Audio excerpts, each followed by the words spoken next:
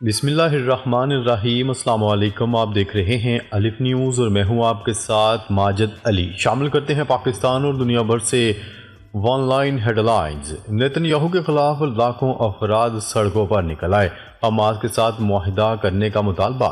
ہزاروں صہیونیوں نے ایک بار پھر سڑکوں پر نکل کر فلسطین کی تحریک مزاحمت حماس کے ساتھ اپنے قیدیوں کے تبادلے کی حمایت اور نیتن یاہو حکومت کی پالیسیوں کی مخالفت میں احتجاج کیا۔ مقبوضہ فلسطین سے موصول ہونے والی خبروں کی رپورٹ کے مطابق صہیونی حکومت کی پولیس نے بیت المقدس میں مظاہرہ کرنے والے آباد کاروں پر دھاوا بول دیا۔ یہ مظاہرہ غزہ میں حماس کے ساتھ قیدیوں کے تبادلے کے معاہدے پر دستخط کی حمایت میں کیا گیا تھا۔ پولیس نے متعدد مظاہرین کو گرفتار کر لیا۔ صہیونی پولیس نے 4 مظاہرین کی گرفتاری کی تصدیق کی ہے۔ شامی علاقے طرطوس پر 2012 کے بعد سے اب تک کی شدید ترین اسرائیلی بمباری۔ اسرائیل نے گزشتہ شب 8 گھنٹے سے زیادہ تک شام کے ساحلی شہر طرطوس کو بمباری کا نشانہ بنایا۔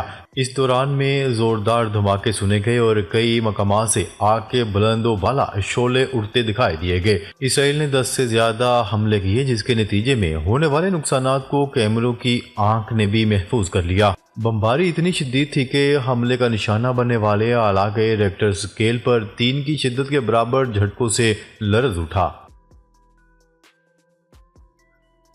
امریکی اور برطانوی وزراء خارجہ کا رابطہ، شام کی صورتحال پر تبادلہ خیال۔ ترجمان امریکی وزارت خارجہ میتھیو میلر نے سوشل میڈیا پیغام میں بتایا ہے کہ رابطے میں امریکی وزیر خارجہ اینتھونی بلنکن اور برطانوی وزیر خارجہ ڈیوڈ لیمی کے درمیان شام کی صورتحال پر تبادلہ خیال کیا گیا اور انتقال اقتدار کے حوالے سے حکمت عملی پر بھی غور کیا گیا۔ دونوں رہنماؤں نے مشترکہ لائحہ عمل سے آگے بڑھنے پر اتفاق کرتے ہوئے کہا کہ شام میں انسانی بنیادوں پر امداد کی رسائی کو یقینی بنایا جائے گا۔ اسرائیل کا گولان کی پہاڑیوں پر یہودی بستیوں میں توسیع کا اعلان۔ اسرائیلی وزیر اعظم نیتن یاہو کا کہنا ہے کہ اسرائیل قبضہ جاری رکھے گا اور گولان کی پہاڑیوں پر یہودی آباد کاروں کو بڑھایا جائے گا۔ گولان کی پہاڑیوں پر اسرائیلی دفاع کو مزید مضبوط کیا جائے گا۔ نیتن یاہو کا مزید کہنا تھا کہ گولان کی پہاڑیوں کو مضبوط کرنا اسرائیل کو مضبوط کرنے کے برابر ہے۔ اسرائیلی فوج گولان کی پہاڑیوں پر شام کے ساتھ بفر زون میں موجود رہے گی۔ یورپی یونین کا شام کے حوالے سے مایوس کن بیان۔ یورپی یونین نے شام کے حوالے سے مایوس کن بیان دیا ہے کہ شام پر عائد پابندیاں فوری اٹھانے کا کوئی ارادہ نہیں۔ یورپی یونین کی خارجہ پالیسی کے سربراہ کا کہنا تھا کہ یورپی بلاک شام پر عائد کردہ پابندیاں فی الحال نہیں اٹھائے گا۔ بلاک کے وزراء خارجہ کا اجلاس پیر کو برسلز میں ہوا، جس کے ایجنڈے میں شام کو شامل کیا گیا ہے۔ روسی پرواز میں شام سے سفارتکاروں کا انخلاء۔ روس نے شام کے دارالحکومت دمشق سے اپنے سفارتکاروں کو نکال دیا ہے، جبکہ سفارت خانہ فعال ہے۔ غیر ملکی خبرساں ادارے کی رپورٹ کے مطابق روسی وزارت خارجہ کا کہنا ہے کہ گزشتہ روز روسی سفارتکاروں کا انخلاء کرایا گیا ہے، جبکہ سفارت خانہ کام جاری رکھے ہوئے ہے۔ وزارت نے اپنے بیان میں کہا کہ سفارتکاروں کو روسی فضائیہ کی پرواز کے ذریعے شام کے خمیم ایئر بیس سے ماسکو پہنچایا گیا ہے۔ 38 امریکی جدید ابرامز ٹینکوں کی پہلی کھیپ تائیوان کو مل گئی۔ تائیوان کی وزارت دفاع کا کہنا ہے کہ تائیوان کو امریکہ کی جانب سے 38 امریکی ساختہ جدید ٹینکوں کی پہلی کھیپ موصول ہوئی ہے۔ تائیوان کی وزارت دفاع کا مزید کہنا تھا کہ امریکہ سے موصول ہونے والے ٹینکوں کو شہر سینچو میں آرمی ٹریننگ بیس پر منتقل کر دیا گیا ہے۔ عالمی خبرساں ادارے کی رپورٹ کے مطابق امریکہ سے $1.2 ارب سے زیادہ مالیت کے 108 ٹینکوں کی فراہمی کے لیے 2019 میں آرڈر دیے گئے تھے۔ اسلامی ممالک کی گولان کی پہاڑیوں سے متعلق اسرائیلی منصوبے کی مذمت۔ اسرائیلی وزیر اعظم نیتن یاہو نے شام میں مقبوضہ گولان کی پہاڑیوں پر اسرائیلی آباد کاری میں توسیع دوگنی کرنے کا منصوبہ تیار کر لیا، جس پر عمل درآمد کے لیے انہوں نے اسرائیلی حکومت سے منظوری بھی لے لی ہے۔ غیر ملکی خبرساں ادارے کی رپورٹ کے مطابق اسرائیلی آباد کاری میں توسیع کے منصوبے پر سعودی عرب، متحدہ عرب امارات اور عراق نے مذمت کی ہے۔ سعودی عرب نے اسرائیلی منصوبے کی مذمت کرتے ہوئے کہا ہے کہ اس کا مقصد شام کی سلامتی اور استحکام کی بحالی کے امکانات کو سبوتاژ کرنا ہے۔ افریقہ میں فرانسیسی علاقے میں سمندری طوفان سے ہزاروں ہلاکتوں کا خدشہ۔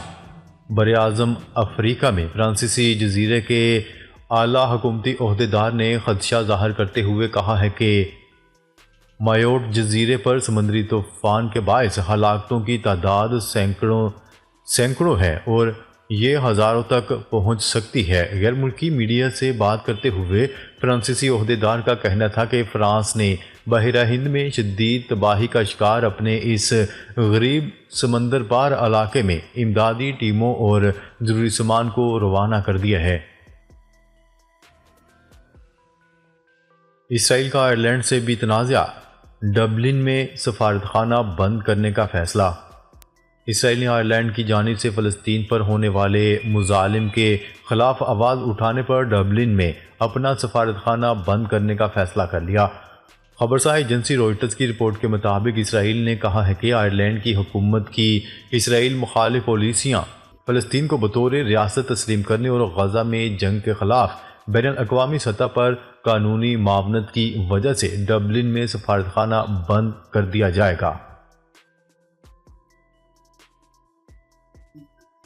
ترکیہ کے بعد قطر کا بھی شام میں سفارتخانہ بحال کرنے کا فیصلہ۔ قطر کی وزارت خارجہ کا کہنا ہے کہ شام کے حالات کا جائزہ لیا جا رہا ہے تاکہ سفارتخانہ دوبارہ کھول دیا جائے۔ غیر ملکی خبرساز ادارے کی رپورٹ کے مطابق قطر کی وزارت خارجہ سے جاری بیان میں کہا گیا ہے کہ قطر کی جانب سے ایک وفد دمشق پہنچ گیا ہے تاکہ شام میں سفارتخانے کی بحالی کے لیے راستہ بنایا جائے۔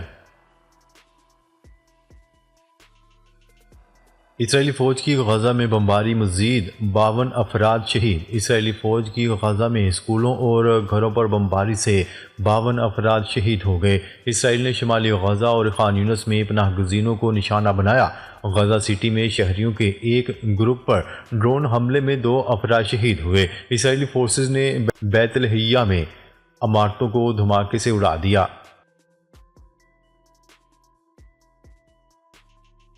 سمندری طوفان کی زد میں آ کر روسی آئل ٹینکر 2 حصوں میں تقسیم ہو گیا۔ روس کے 2 بحری آئل ٹینکر آبنائے کرچ میں سمندری طوفان کی زد میں آ گئے۔ طوفان کی زد میں آنے کے بعد ایک آئل ٹینکر 2 حصوں میں تقسیم ہو گیا اور ٹوٹے ہوئے ٹینکر سے تیل کا رساؤ بھی شروع ہو گیا، جبکہ ٹینکر کا ایک حصہ ڈوب چکا ہے۔ روسی حکام کے مطابق حادثے میں ایک شخص ہلاک ہوا، جبکہ ٹینکر پر موجود باقی 12 افراد کو بچا لیا گیا ہے۔ نیتن یاہو کا ٹرمپ کو فون، شام اور غزہ کی صورتحال پر تبادلہ خیال۔ اسرائیلی وزیر اعظم کا نو منتخب امریکی صدر ڈونلڈ ٹرمپ سے رابطہ ہوا ہے۔ دونوں رہنماؤں نے شام اور غزہ کی صورتحال پر تبادلہ خیال کیا۔ نیتن یاہو کا کہنا تھا کہ شام کے ساتھ تنازع میں کوئی دلچسپی نہیں رکھتے۔ شام میں اسرائیلی کارروائیوں کا مقصد ممکنہ خطرات کو ناکام بنانا ہے۔ دوسری طرف اسرائیل نے گولان کی پہاڑیوں پر یہودی بستیوں میں توسیع کا اعلان کر دیا۔ نیتن یاہو نے کہا کہ اسرائیل قبضہ جاری رکھے گا، گولان پہاڑیوں پر یہودی آباد کاری کو بڑھائیں گے۔ امریکہ ٹک ٹاک کی پابندی کو عارضی طور پر روکنے کی درخواست مسترد۔ امریکی عدالت نے ٹک ٹاک کی پابندی کو عارضی طور پر روکنے کی ہنگامی درخواست مسترد کر دی۔ خبرساز ادارے کی رپورٹ کے مطابق ٹک ٹاک کی جانب سے دائر کردہ درخواست میں کہا گیا تھا کہ اس قانون کو عارضی طور پر روکا جائے، جس کے تحت 19 جنوری تک چینی کمپنی بائٹ ڈانس کو خود کو ٹک ٹاک سے الگ کرنا ضروری ہے، بصورت دیگر اس ایپ کو پابندی کا سامنا کرنا پڑے گا۔ بنگلہ دیش میں انتخابات کی تاریخوں کے حوالے سے محمد یونس کا ایک اہم اعلان سامنے آ گیا۔ تفصیلات کے مطابق بنگلہ دیش کی عبوری حکومت کے رہنما محمد یونس نے اعلان کیا ہے کہ نئے انتخابات اگلے سال 2025 کے آخر یا 2026 کے شروع میں ہوں گے۔ محمد یونس کا کہنا تھا کہ انتخابات کی تاریخیں 2025 کے آخر یا 2026 کی پہلی ششماہی تک فائنل کی جا سکتی ہیں۔ انتخابات کی ٹائم لائن مختلف سیاسی جماعتوں کے درمیان ہونے والے معاہدے پر منحصر ہوگی۔ روس کا ویزا فری انٹری دینے کا اعلان۔ روس نے 2025 سے ہندوستانیوں کو بغیر ویزا انٹری کی سہولت دینے کا اعلان کر دیا۔ ہندوستان ٹائمز کی رپورٹ کے مطابق روس اور ہندوستان کے درمیان دوستانہ تعلقات کو مزید مستحکم کرتے ہوئے روس نے بھارتی شہریوں کو ویزے کے بغیر انٹری دینے کی اجازت دے دی۔ جون 2023 میں دونوں ممالک نے ویزا پابندی میں کمی کے حوالے سے بات چیت کی تھی، تاہم اب روس کے نئے ویزا قوانین نافذ ہونے کے بعد ہندوستانی شہری بغیر ویزا روس کا سفر کر سکتے ہیں۔ اسلام آباد میں شامی سفارت خانے نے نئی عبوری حکومت کا پرچم لہرا دیا۔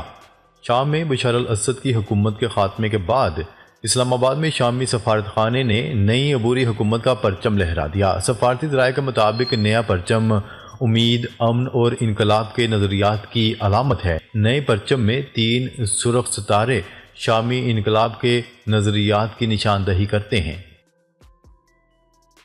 ملک کی صورتحال پر جرگہ بلانے پر غور کر رہے ہیں تحریک انصاف۔ تحریک انصاف کے رہنما اور سابق اسپیکر قومی اسمبلی اسد قیصر کا کہنا ہے کہ ملک کی سیاسی اور امن و امان کی صورتحال پر جرگہ بلانے پر غور کر رہے ہیں۔ میڈیا سے گفتگو کرتے ہوئے اسد قیصر کا کہنا تھا کہ جرگے میں احتجاج سے متعلق آئندہ کے لاہ عمل پر غور کیا جائے گا۔ اگر حکومت مذاکرات میں سنجیدہ ہے تو ہم بات چیت کرنے کو تیار ہیں۔ دوسری جانب پی ٹی آئی ذرائع کا کہنا ہے کہ تحریک انصاف کے جرگے میں اپوزیشن پارٹیوں کے رہنماؤں اور قبائلی عمائدین کو بلایا جائے گا۔ علی امین گنڈاپور کو عمران خان سے ملاقات کی اجازت نہیں ملی، جیل کے باہر سے واپس۔ وزیر اعلیٰ خیبر پختونخوا علی امین گنڈاپور کو بانی P T I Imran Khan سے ملاقات کی اجازت نہ مل سکی، جس کے باعث وہ ملاقات کیے بغیر اڈیالہ جیل سے واپس چلے گئے۔ عمران خان سے ملاقات کے لیے گزشتہ روز وزیر اعلیٰ کے پی کے علی امین گنڈاپور اڈیالہ جیل پہنچے، تاہم علی امین گنڈاپور کو اڈیالہ جیل کے باہر روک دیا گیا۔ ناظرین، اب تک کے لیے اتنا ہی۔ مزید خبریں لے کر بہت جلد آپ کی خدمت میں حاضر ہوں گے، تب تک کے لیے اپنا خیال رکھیے گا۔ اللہ نگہبان۔